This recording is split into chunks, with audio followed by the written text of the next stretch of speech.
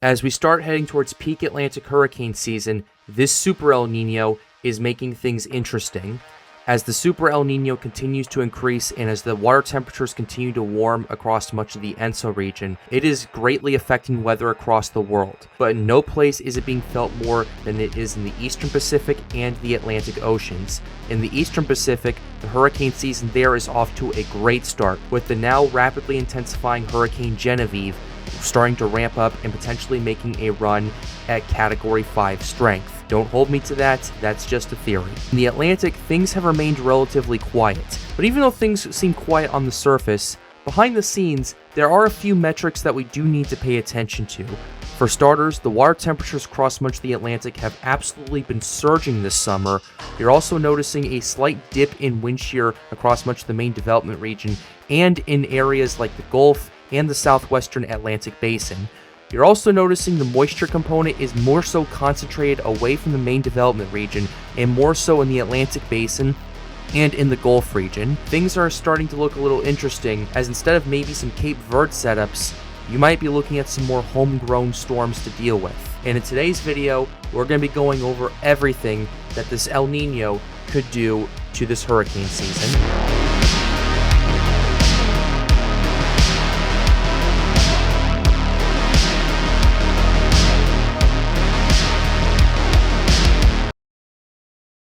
Let's dive right into this.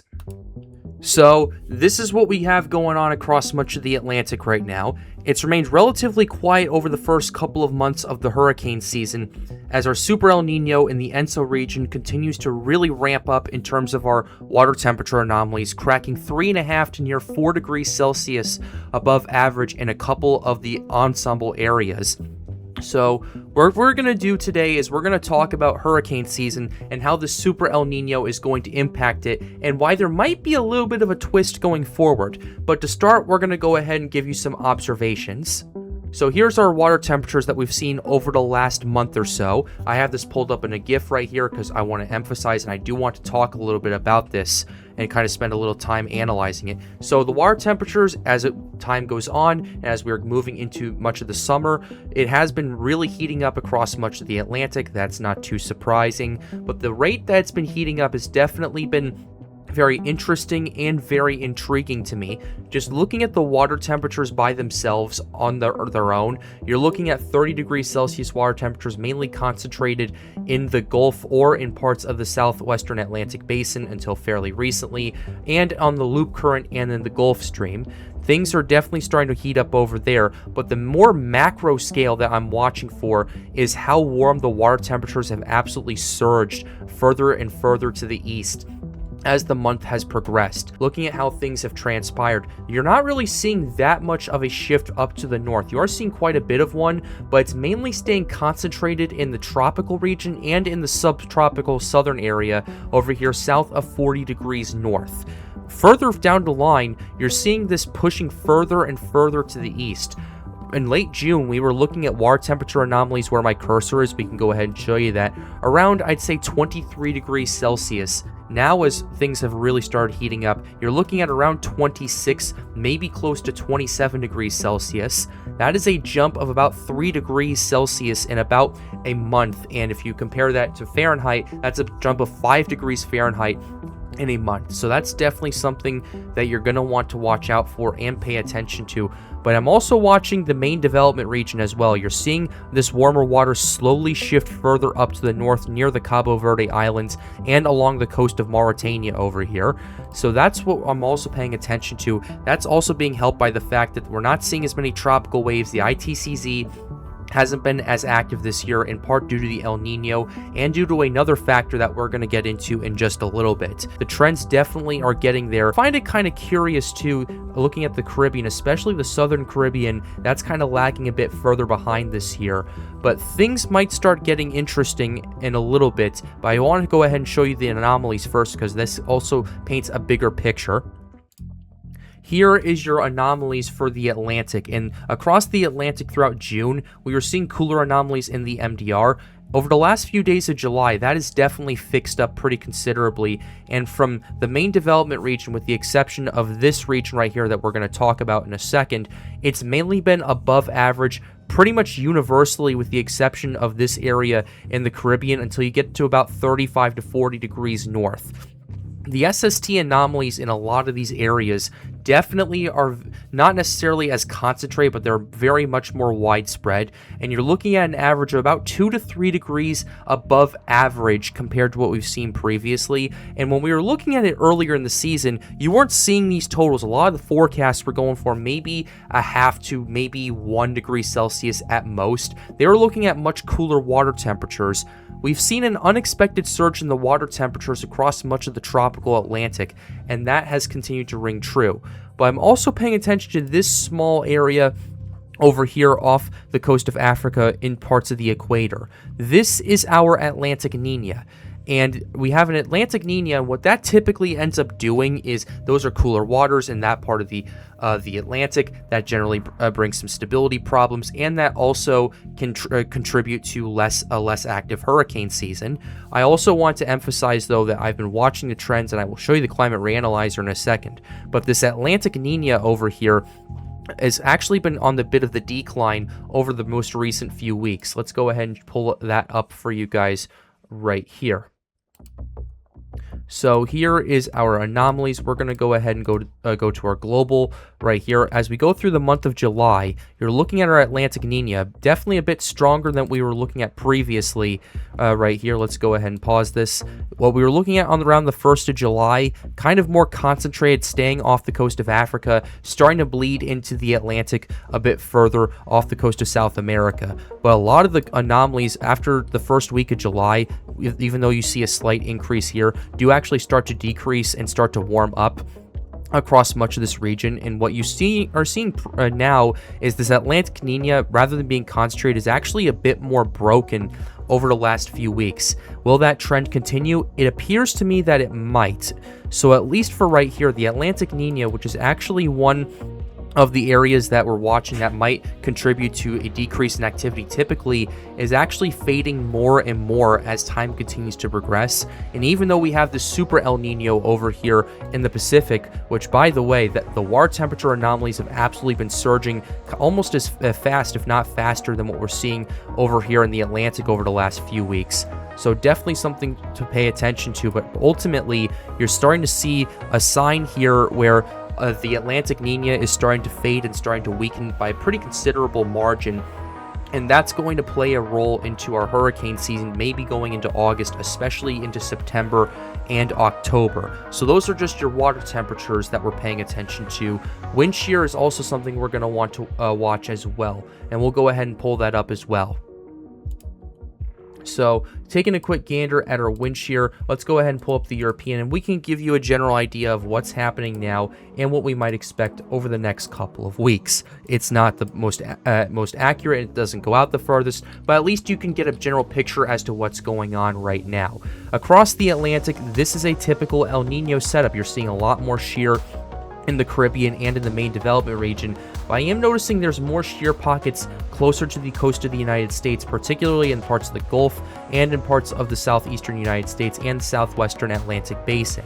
So as you start to shift over right here, you are noticing the MDR starting to open up in terms of its shear potential right here. You're starting to see a lot less shear starting to move into as we get towards late July and early August. That's pretty typical, but this Caribbean shear remains pretty stubborn and persistent. It weakens and then it re-emerges, and it just kind of stays persistent throughout its entire run over here. So it's mainly going to be everywhere but the Caribbean where any potential tropical development, at least for throughout much of August and throughout much of July, is going to be persisting. But you are noticing this is starting to open up in terms of shear, and a lot of areas in the Atlantic Basin and the Gulf are starting to open up as well.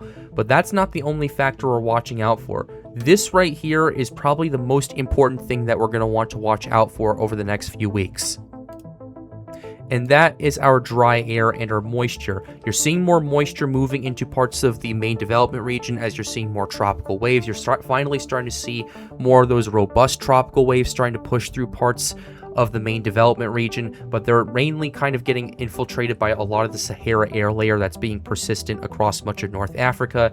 It is starting to bleed into Europe a little bit more as well, I'm noticing, but it's still mainly concentrated across much of the deep tropics as well. So you're going to want to watch out for that. And the trend over the next couple of weeks, it doesn't change very much. And what we're seeing with here is you're seeing a lot more dry air. And then as you get to early August, it remains pretty persistent, not just in the main development region, but across much of the Atlantic. So at least starting off with, you're not looking at the most activity that we're seeing. But as we start going into late August, as we start going to September, as we start going into October, things do start to get interesting if you look at some of the climatological runs.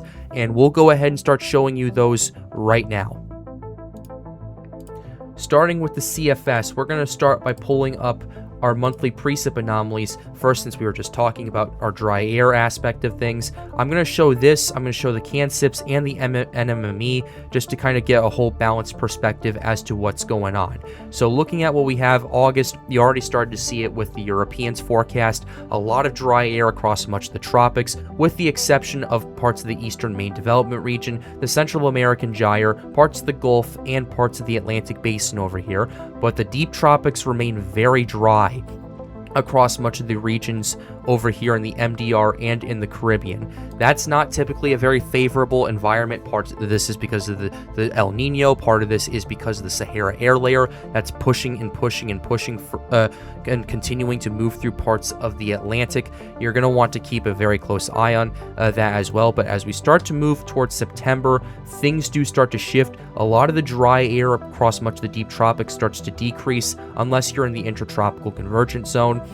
And a lot of the moisture in the Atlantic basin starts to increase as well. And then as we get into October, things start to get a little interesting if you're the CFS. Main development region pumps out more moisture. Tropical waves are still coming off the coast of Africa. The Gulf and parts of the southwestern Atlantic basin start to increase the moisture by a pretty considerable margin as well, which is kind of favoring your more homegrown type of convection and homegrown type of tropical systems that we were looking at. We saw that with Tropical Storm Bertha not too long ago. It was a very homegrown system that emerged off the coast of Florida and moved towards Louisiana and Texas. But ultimately, that's what we have for your moisture component with the CFS. Let's take a quick gander at our CANSIPs to kind of compare and contrast what's going on. Here's what we have for July. You're seeing a lot of moisture being concentrated for the rest of the month across much of the Atlantic basin, and in the Gulf region we were kind of looking at that as well. Bertha kind of organized and developed in this region, and in the main development region you're seeing a little bit more of a moisture increase than previous. Caribbean remains relatively dry outside of Cuba and Jamaica, and maybe Haiti, since that's in the average area. But as we get to August, the CANSIPs actually shows a slightly different picture than the CFS. The CFS was just dry across the board across much of the Atlantic. The CANSIPs is forecasting a bit more of a moisture component and a bit more moisture across much of the Atlantic, whether you're in the MDR, whether you're in the northwestern Caribbean, the Gulf region, and in the Atlantic basin. It's not as dry as what the CFS is forecasting, still relatively dry across the deep tropics, but it's not as drastic and it's not as aggressive. And in some metrics, that's actually a little bit aggressive on the other side of things. So there is a bit of disagreement in terms of what's going on with this. And in terms of how El Nino is impacting this, this typically leads to a bit more of a drier scenario right here. The CANSIPs, though, I do find kind of interesting moving forward with the amount of moisture that's in the Atlantic. And then as we get to September, right here, you're seeing a lot more of this moisture diving further to the south and closer towards the main development region, staying concentrated in the Atlantic basin, I will say, although it puts areas like the Dominican Republic, Hispaniola, and Puerto Rico, and parts of the Leeward Islands in the line of play for more moisture over here. Main development region remains somewhat moist, somewhat dry, depending on where you're at. And then as we get towards October, things start to dry up in parts of the Gulf region with the exception of the East Coast. So there's a bit of a general agreement, at least in some regards, to our homegrown situation. But it looks to me, at least if you just take a look at the moisture alone, the CANSIPs is favoring more of a potential Cape Verde setup going into September and October than the CFS is forecasting, which I do find kind of interesting. But I want to lastly check the NMME to kind of map this all out and see what's going on. The NMME going into August, generally more so in agreement with the CFS than the CANSIPs. Going into September, it's actually a bit drier than both of these models, as a matter of fact. Same thing with October, but mainly looking at this, the NMME over here is more so in agreement with the CFS than it is with the CANSIPs right here in terms of that moisture component and it being drier across much of the deep tropics and favoring more of a homegrown setup in terms of at least moisture alone. But moisture alone does not dictate a tropical developing cyclone. So we have to also take a look at our wind shear component and a few other aspects of that. And with that, we can pull up the CFS and the CANSIPs to kind of see where those models are going for. Looking at what we have with the CFS, ladies and gentlemen, you're looking at a bit of an interesting pattern going into August. Less shear in the Atlantic Basin and the Gulf, more shear in the deep tropics with the exception of the eastern part of the main development region. Going into September, that remains pretty persistent right here, more so favoring a homegrown situation, whereas parts of the deep tropics, you're not going to see as many Cape Verde setups unless it starts to run through the shear and kind of survives and then taps into these shear anomalies over here in parts of the Atlantic Basin over here. And then going into October is when that pattern switches. And you do see more shear across much of the deep tropics. That's not surprising. It's October, but you're seeing less shear across much of the southern part of the Atlantic Basin and parts of the extreme eastern Gulf over here off the coast of Florida. And then going into November, that shear starts to pick up once again. And December, you do start seeing that switch flip. But by that point, hurricane season is over. How does this compare to the CANSIPs right here? CANSIPs is interesting as well. It's in general agreement with in terms of the shear, albeit it's not as aggressive as the CFS. So that is kind of interesting. Mainly concentrated your low shear profiles in parts of the southwestern Atlantic Basin and the eastern 2/3 of the main development region. Caribbean, though, remains very sheary across much of the season. September is actually a bit less and a bit more aggressive in terms of favoring tropical development in this part of the Atlantic Basin compared to the Caribbean and compared to the main development region and what the CFS was showing. October is even less shear across parts of the southwestern basin. And as you're starting to see a lot more shear running into the main development region, that starts to close off, but it also opens up the threat for more homegrown storms as well this year. So at least from what I'm seeing with these two metrics alone, what that's telling me is, okay, unless some miracle starts to happen, you're not going to see very many tropical cyclones develop or last very long in much of the main development region this year. Instead, you're looking at more of the homegrown threats or the systems that do emerge as tropical waves. If they can survive that wind shear and move far enough to the west that enter the Atlantic Basin, that's when we might start seeing our tropical development. But at this current point, the MDR doesn't seem to be our main source of tropical development at this current point based on looking at these models. Looking at other factors, though, things do get a little bit more interesting as time continues to progress. Here is our SST anomalies that we're seeing going into August, September, and October. I want to pay attention to these because not only is this going to set the table for what's happening now, but it's also going to potentially set the table for what may be happening in 2027. So here's what our water temperatures are looking like. As we go into August, you're starting to see those cooler anomalies starting to heat up quite a bit more due to the lack of tropical activity in the Caribbean. What you're going to notice is this part of the Atlantic over here is not going to be showing much tropical activity, but it is going to be showing some heating and considerable heating at that over the next few months, especially as you get towards December. These anomalies over here persist and not too much is going on over here with the tropics, but you're definitely starting to see those water temperature anomalies spike, especially going into 2027 as well. What El Niños are typically doing here, this is what happened in 2023, is what it's doing is it's allowing for especially areas in the main development region and the Caribbean, even though you're not seeing as much tropical activity, you're starting to see more of a situation where the water temperatures below are just warming and warming and warming, and the anomalies continue to increase, especially going into the winter, as your water temperatures are not going to be cooling off as fast. Cold fronts from the United States do not go that far south, and that's also a big reason why you're seeing these SST anomalies increasing, especially going into the springtime of 2027, but we will talk more about that in another video. But by and large, you're going to see more heating across much of the main development region and in the Caribbean.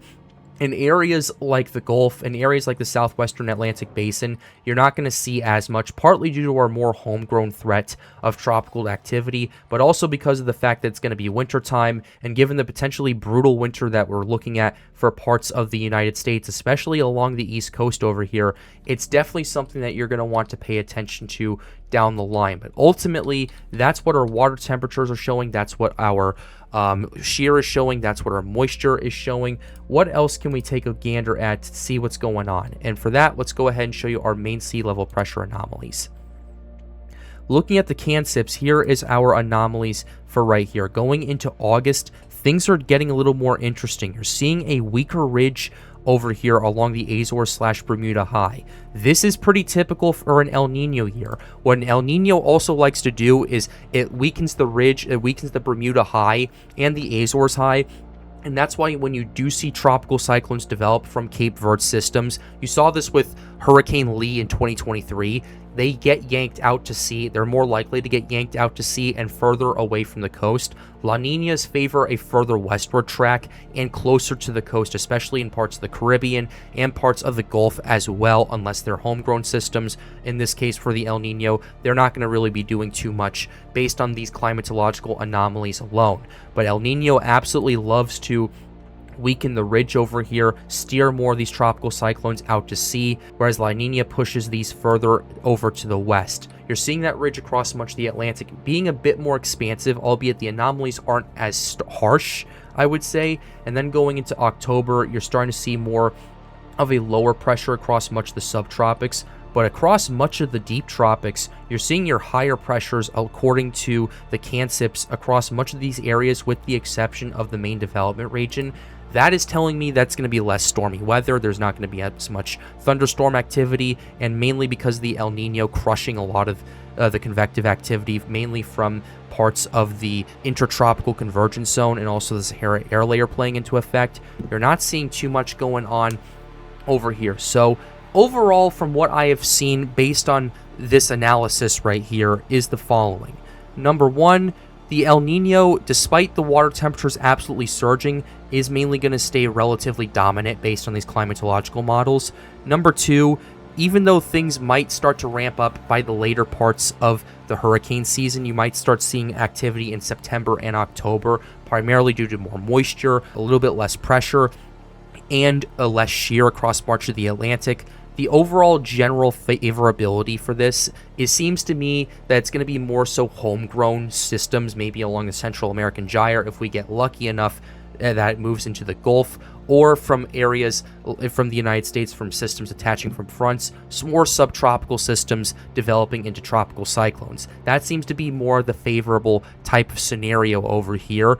And the last thing I want to emphasize is, based on what I'm seeing too, if we do see systems developing off the Cape Verde Sep, which I do think we might see 1, 2, maybe 3 at the most, that potentially could become relatively strong compared to what we've seen previously, you're going to have a scenario where, unless the high pressure system really starts to strengthen and we kind of see a reverse of this switch right here across much of the Atlantic, it's not going to pose too much of a threat to land unless you're in the Lesser Antilles or Puerto Rico, in my opinion. That obviously can change. This season can do a lot of wonders. You're seeing the Atlantic Ninia starting to dip as well. That could potentially increase hurricane activity. But overall, from what I have seen, while we are seeing some interesting shifts, this Super El Nino is definitely crushing the Atlantic's hurricane season for 2026.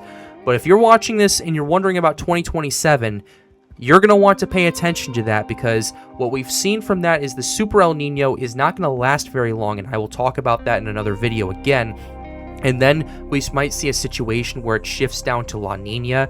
And with all those water temperatures warming up and the anomalies really starting to surge going into the spring of 2027, that is something you're going to want to take seriously. And we'll continue to keep you updated on that here on the Pat's Path Predictor channel. But with that being said, we're going to go ahead and close the video out right here. I really hope you enjoyed it. Be sure to like the video, subscribe to the channel if you are new. The goal, as always, is to get more people engaged with weather. Feel free to join the Storms United Discord server. The link to that is in the end screen. And with that being said, have a wonderful day, guys. Stay safe.